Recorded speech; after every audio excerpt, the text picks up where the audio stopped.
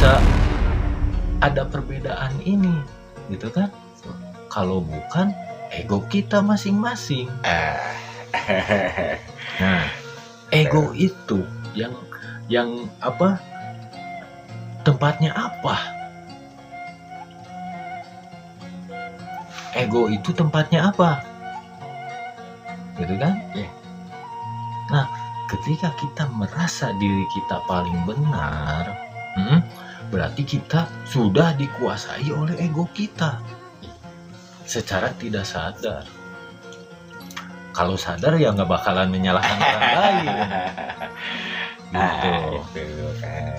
Nah, makanya ketika ingin menjadi waliullah harus bersih hatinya. Karena ibarat syekh nih. Syekh itu apa? Gelar pendidikan atau apa? Gitu kan? Kalau menurut saya syekh itu yang tidak memiliki noda di hatinya. Itu syekh. Itu syekh tidak memiliki noda berarti bersih hatinya. Kalau menurut saya, Menurut Mang Nan, maaf ya. nggak tahu. Nggak tahu kalau menurut orang mah itu kan. Monggo.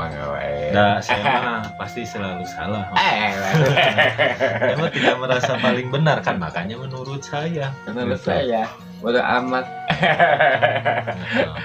Nah, itu saya bilang menurut saya yang tidak ada nodanya kan berarti benar kan? Ibaratnya seorang syekh itu bersih hatinya.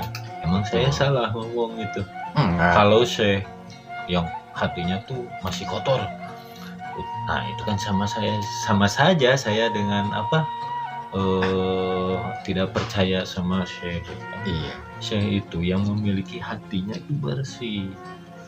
Itu tidak memiliki pemikiran yang jelek pada orang lain, yaitu yang saya bilang tadi, goreng hati. Gitu. Bahaya. Selalu berpikiran positif, itu seorang syekh. Gitu ya, dan tidak pernah, ibaratnya bukan tidak pernah ya, apa? Tidak ingin, contoh lah, misalkan begini, naik motor, contoh ya, naik motor nih misalkan, kita misalkan syekh ini di depan, ini hanya contoh, nah di belakang ada yang nabrak, gitu kan, spakbor belakangnya belah, gitu kan, nah terus yang belakang juga sama, spakbor depannya belah, gitu kan. Nah ibarat begini, dilihat, oh kita sama-sama rusak, ya udah nggak apa-apa, toh kita tidak dirugikan karena kecelakaan itu bukan yang terencana. Iya. Kecelakaan bukan ibaratnya yang direncanakan gitu. Namanya juga kecelakaan. Iya. Kalau Jadi- direncanakan.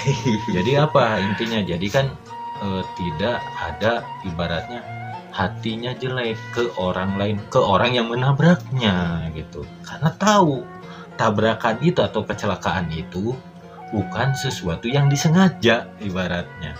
Namanya juga kecelakaan. Iya, Bang. Kalau bukan kecelakaan ada tabrak.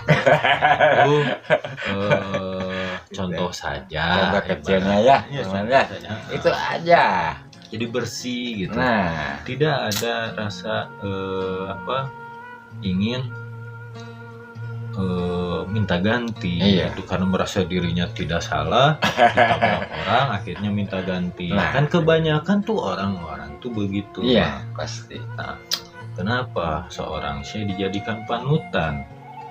Gitu kan? Nah begitu, karena tidak memiliki ibaratnya seperti ujaran kebencian. Gitu. Jadi tidak membenci seseorang, dipelajari dulu dan benar-benar mengenali kejadian. Ya yang namanya celaka kan itu bukan sesuatu yang disengaja gitu Iya, kan. betul. Nah itu kalau misalkan ditubruk gitu man. Ya. Tapi beda deui lamun keur lampu beureum nyerobot karena disengaja udah tahu merah harusnya berhenti ini maju malah jadi tabrakan. Nah itu yang disengaja. Boro-boro sidik ditah eureun. Itu sengaja. Tapi kalau ditabrak dari belakang itu tidak disengaja gitu karena mungkin kan Iya. di depan kita tuh ada apa, makanya ada rem Dadak. dadak atau gimana gitu kan, namanya juga celaka gitu kan. Nah kalau yang lampu merah nerobos mah itu beda lagi. Orang yang nerobos lampu merah itu disengaja, dia kan harusnya berhenti. Iya. Itu kesalahan dia itu Iya. baru bisa disalahkan. Gitu. Ada aturannya ya. Ya. Itu Polisi aturan lalu oke. lintas Boleh. ya. Tabrak dari belakang mah itu mah bukan sesuatu yang disengaja. Ya. Betul.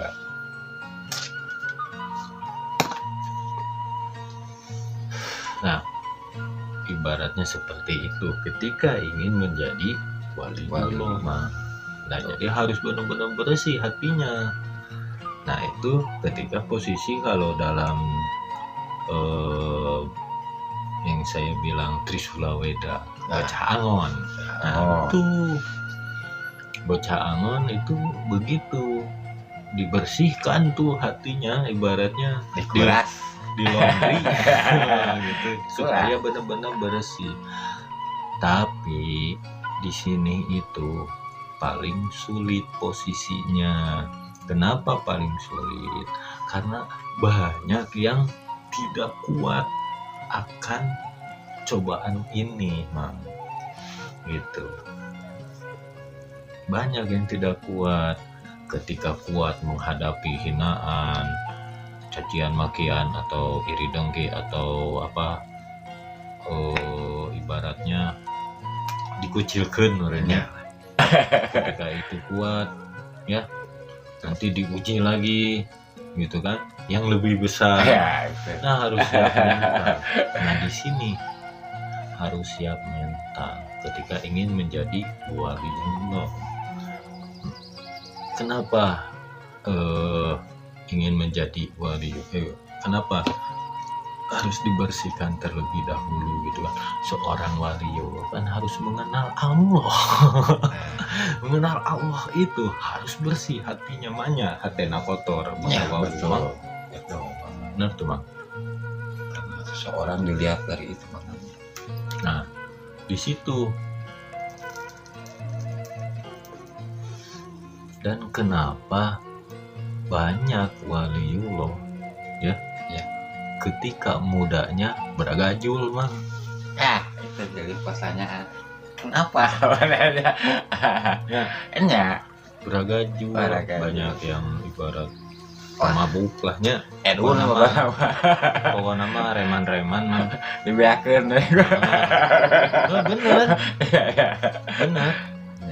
Ya tutong jauh lah almarhum Uje Mang. Kan gitu, narkoba gini kan. Pas iya jadi ceramah jadi kan karena itu jalan yang ditunjukkan sama Yang Maha Kuasa. Kita harus mempelajari buruk dulu, keburukan. Setelah keburukan kita akan mendapat nih pelajaran dari keburukan tersebut. Makanya ketika kita belajar itu jangan putih saja, hitam juga harus dipelajari. Betul. Nah, kebanyakan waliullah itu tong jauh-jauh Mang lah ningali di TV Sunan Kalijaga gini kan. Kan mau kan geningannya. Jadi pencuri heula geningan kan jadi nang geningan jadi wali. Kan gitu. Nah, itu agar belajar dari keburukan. Belajar dari keburukan yang kita alami sendiri. Nah, dari keburukan tersebut kan akan menjadi contoh ke depannya untuk ibaratnya kita sampaikan ke orang lain bahwa ini tuh buruk. Intinya naon Mang ameh. Ketika yang kita ucapkan itu bukan omong kosong. Karena itu murni pengalaman pribadi. Gitu. Jadi tidak ada munafik. akan yang diajarkan Tuhan itu, terhindar dari kemunafikan, karena itu salah satu sifat yang paling dibenci. Iya. Itu Nyata itu momen. Tadi bohong-bohongnya mah bisa Nah. kabur. makanya ketika kita menemukan perbedaan, kita jangan menyalahkan dahulu. Iya. Kita udah sampai situ apa belum, Nah, gitu. Benar kan? Mungkin yang kita pikirkan belum sampai ke, ibaratnya Mang In sama saya beda paham tentang Islam misalkan.